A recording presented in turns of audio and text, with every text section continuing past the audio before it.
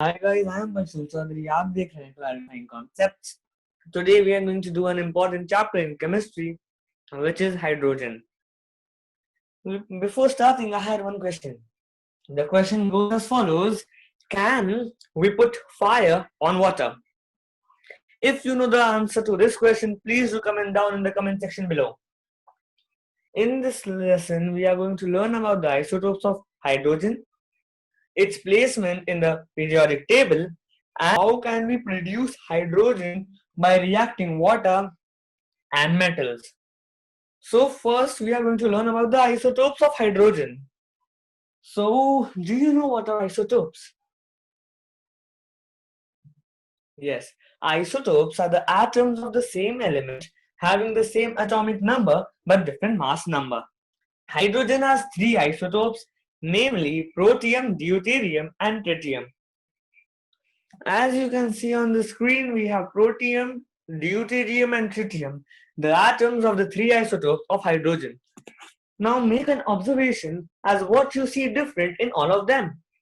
If we go by the number, so first of all, atomic number of an element is the total number of protons present in the nucleus of that element. So isotopes of the same element have the same atomic number, that is, all isotopes of an element have the same number of protons, but they differ in their atomic masses. So what are atomic mass? Atomic mass is the total number of protons and neutrons present in the nucleus of an atom. So we can see here that the total number of neutrons does change in the nucleus of each isotope of hydrogen. Now let us differentiate between all the isotopes and also see their similarities. So we can see clearly that the atomic number, which is denoted by Z, is 1 and is same in all of them. This means that the total number of protons remains the same, which is 1 respectively, and electrons is also same in the neutral atom of that element. But the atomic mass changes. This is because of the increase in number of neutrons present in the nucleus of that atom. We can clearly see that in protium the total number of neutrons is 0, in deuterium it is 1, and in tritium it is 2. Now, what are the differences in properties of hydrogen which are caused due to these changes in atomic mass and similarities in the atomic numbers? We know that the chemical properties of an element are determined by the electronic configuration of that element. Electronic configuration means the arrangement of electrons in the different shells of an atom. And as we know, the total number of electrons in hydrogen atom is 1, therefore their electronic configuration is also 1, and hence the chemical properties of all three isotopes of hydrogen are same. But due to increasing neutrons in the nucleus, there is a change in the physical properties of hydrogen, such as the boiling point keeps on increasing. The boiling point of protium, which is 1H1, is 20.38 Kelvin, and that of deuterium, which is 2H1, is 23.5 Kelvin. So we can notice that higher the mass of an isotope, the higher will be the boiling point.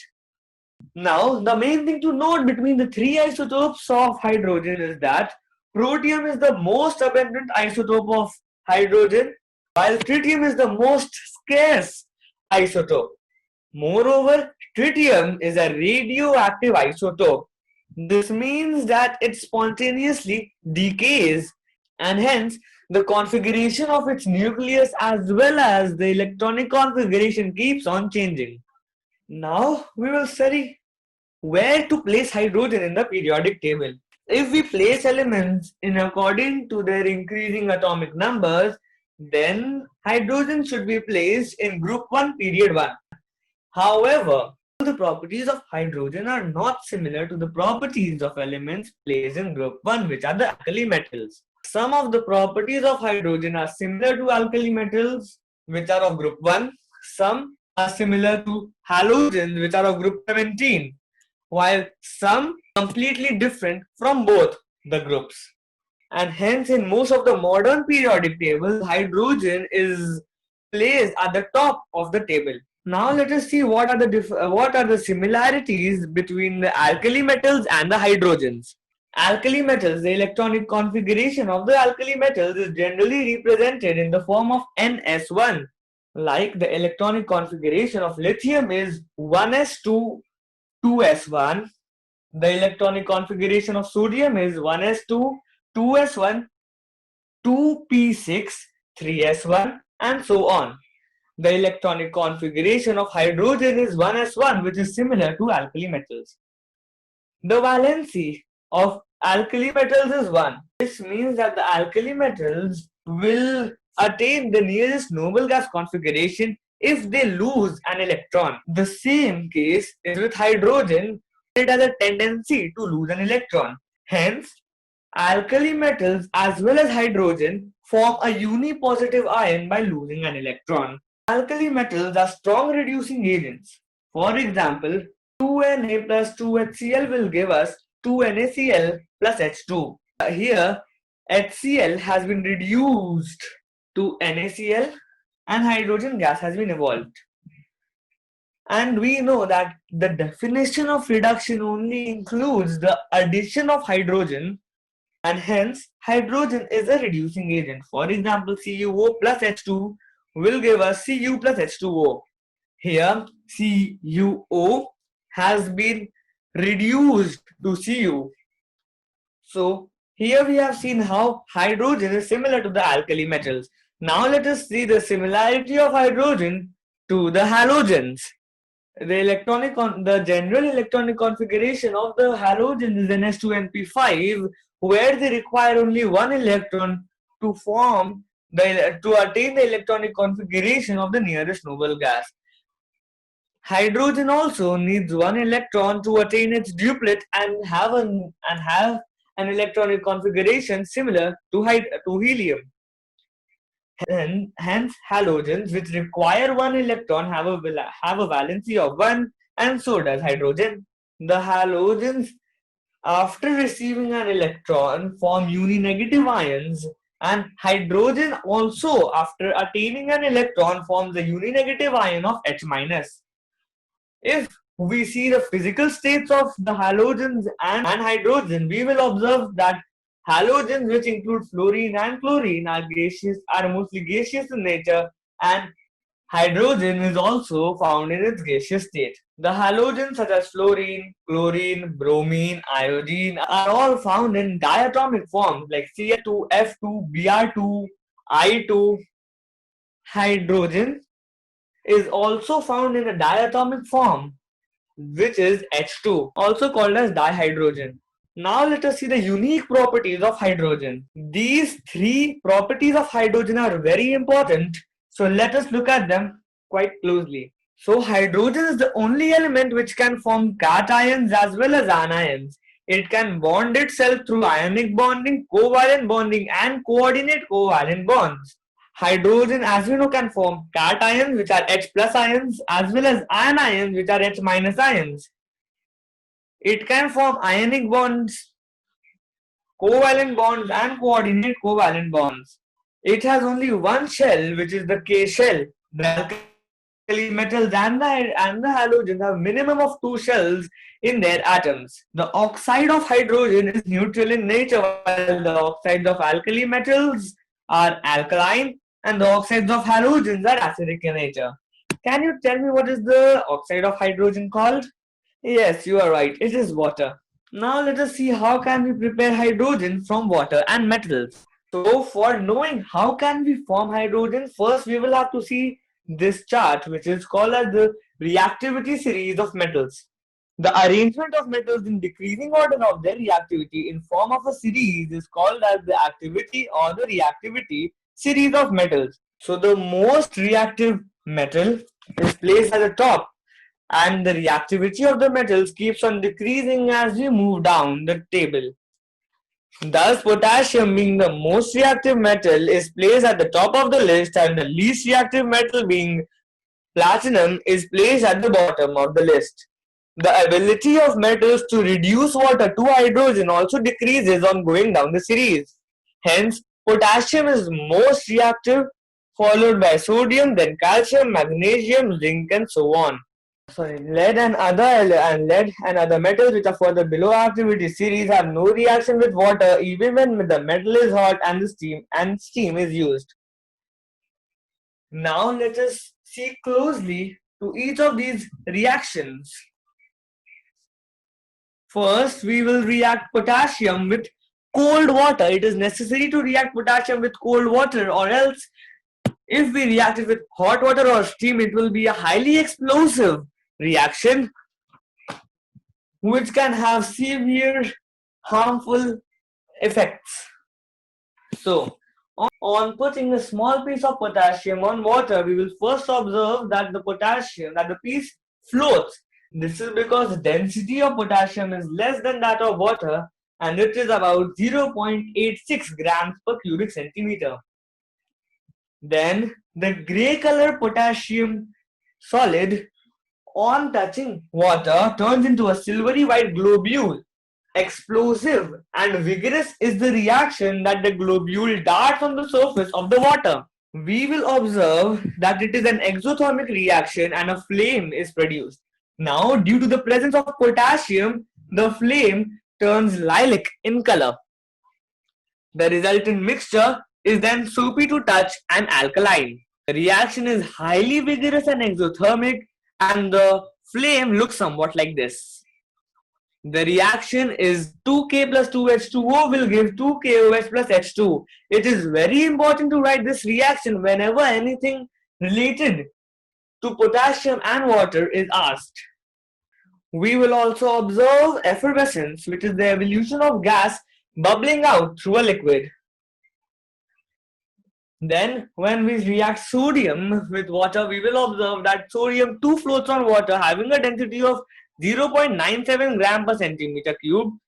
The gray solid here again turns into a silvery white globule darting on the surface of water. However, the reaction of sodium with water is less vigorous and exothermic as that compared to potassium. A flame is again formed in this reaction, the color being golden yellow. The solution after the reaction is soapy to touch, alkaline, but in this case it is a little warm. The reaction is vigorous and exothermic, and the reaction is 2Na plus 2H2O will give 2NaOH plus H2. Effervescence is again seen in this reaction and a gas is evolved. Here in the picture you can see that somewhat like a flame is formed on the surface of water. And did you remember the question which I asked earlier? Yes, this is the reaction which we can give for that question, which is 2Na plus 2H2O will give 2NaOH plus H2, and a golden yellow flame is formed on the surface of water due to the highly exothermic and vigorous reaction between sodium and water. Calcium, however, on reacting with water is not as vigorous as sodium. The calcium piece also sinks in water having a density more than 1 gram per centimeter cube. After the reaction, the resultant solution becomes turbid, milky and alkaline. As you can see, the reaction goes as follows. It is Ca plus 2H2O will give us CaOH whole taken twice, which is calcium hydroxide plus hydrogen gas. Effervescence is also seen in this reaction with evolution of a gas. Magnesium. It is to be noted that all the three above mentioned solids, which are potassium, sodium and calcium, should only be reacted with cold water, or else it will be a highly exothermic, explosive and vigorous reaction and can also break the apparatuses. Now coming on to magnesium. Magnesium reacts with hot water as well as steam. Magnesium on reacting with hot water should be hot before reacting. The reaction we will see will be very slow, and the reaction will go like magnesium plus water will give us magnesium hydroxide and hydrogen gas will be evolved. With steam, a dazzling white light of burning magnesium will be seen and a white colored residue of magnesium oxide will be left behind. So the reaction is magnesium plus water will give us magnesium oxide plus hydrogen gas.